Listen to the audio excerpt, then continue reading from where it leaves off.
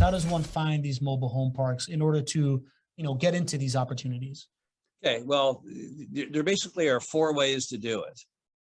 The ones most people go to first are online listings at Mobile Home Park Store or LoopNet, or brokers. There's about 100 mobile home park brokers in the US. The problem is when you go to those two sources, and they may have some deals, typically when they have stuff, it's overpriced, it's fairly shop worn.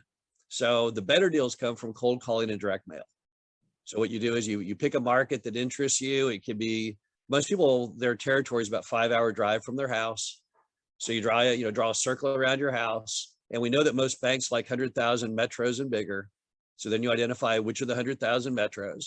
And then it's all about house prices, right? Because the bigger the house price, the higher the lot rent and the more demand there is. So you say, okay, of these 100,000 metros, who's got the highest home prices? And then you start attacking and you start doing direct mail and cold calling to the parks, which are easily identified in those metros. You simple Google search a mobile home park will pull up at least half or more of them.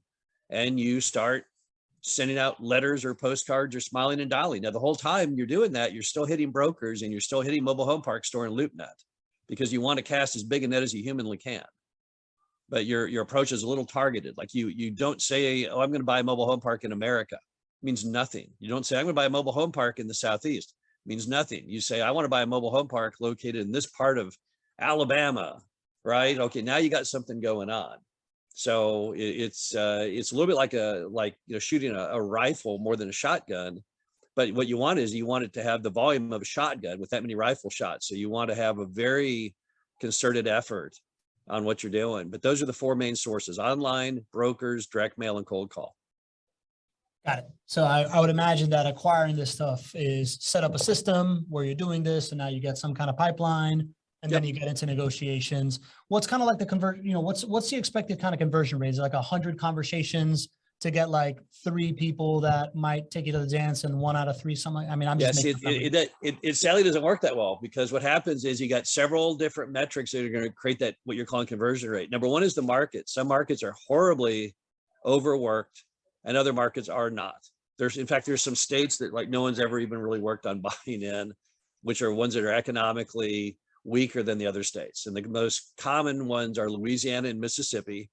Like nobody works those two states. They've written them off for dead. They assume that everything there is no good. But at the same time, if you look at it statistically, there are areas there where you do have high home prices, even though you don't have a lot of markets. There's only 300,000 plus metros in the entire state of Mississippi, right? So that one credential alone knocks it down most people's list of favored states, but that doesn't mean there's no opportunity there. So one is, the difference between an area that has opportunity and like going out to California, saying, I want to buy a mobile home park in Los Angeles. Well, good luck. That's all been overworked now for half a century.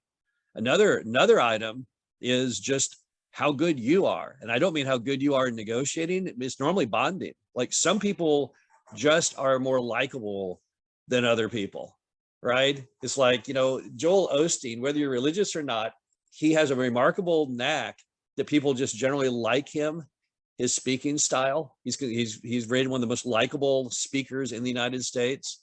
Why? I don't know. I mean, the first time I saw the guy, and I'm not talking from any kind of religious component, he reminded me of people I liked from my past. I don't know what it is. The fact his eyes shut when he talks. I mean, he just seems like a friendly kind of guy that in your past you'd be going, yeah, that's a nice guy, kind of like that guy.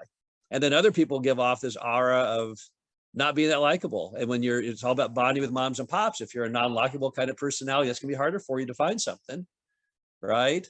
And then a lot of it just comes back to how hard you work it. So, if someone was to go out and look at 100 deals that they got through direct mail and cold calling, they wouldn't even have to go through 100 to probably find something good. But if it was all based on online listings, well, then holy crud, you might go through 500 of those to find something. So there's a lot of variables. And then the big final one is just raw luck. Some people are just lucky, and then some people got no luck at all. And if you have no luck at all, your only hope is volume, right? I mean, there's a book I reread recently from the 70s called I think you can sell anything to anybody. It was written by a guy named Joe. Maybe you've seen this book, Joe Girardo or something. He holds the Guinness Book of World Records, most cars ever sold by a human. number one car salesman in America in the 70s.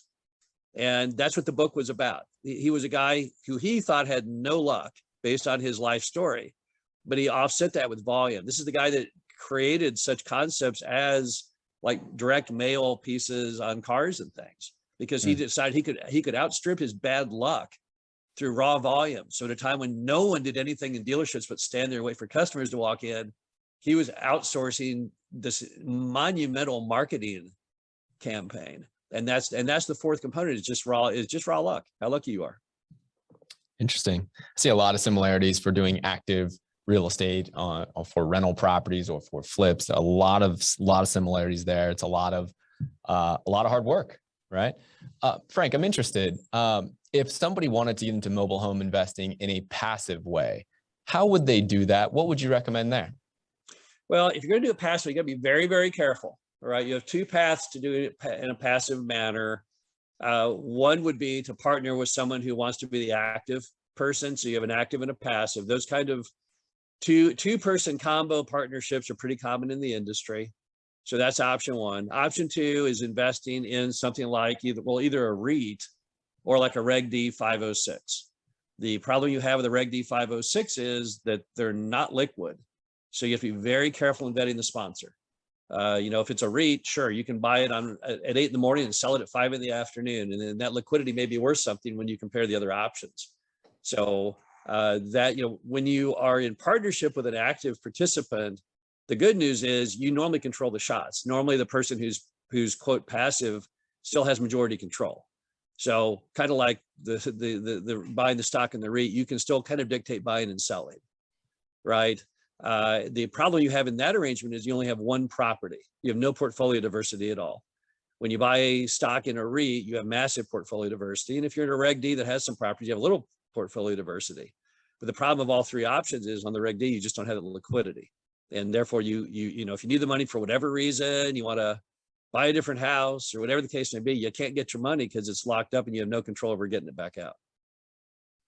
There are a lot of syndications. I haven't really looked into this for mobile home investing. Are there a lot of syndications? There are a lot of syndications anymore in it. There is.